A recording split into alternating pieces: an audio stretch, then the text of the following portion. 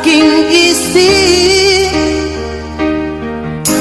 Hindi mo ba naaalala ang mga kahapon na dati ay anong saya't anong tamis? Sadyang pag-ibig natin ay nakakapanghinayang, ngunit sa ating mga mata ito'y kalabisan lamang.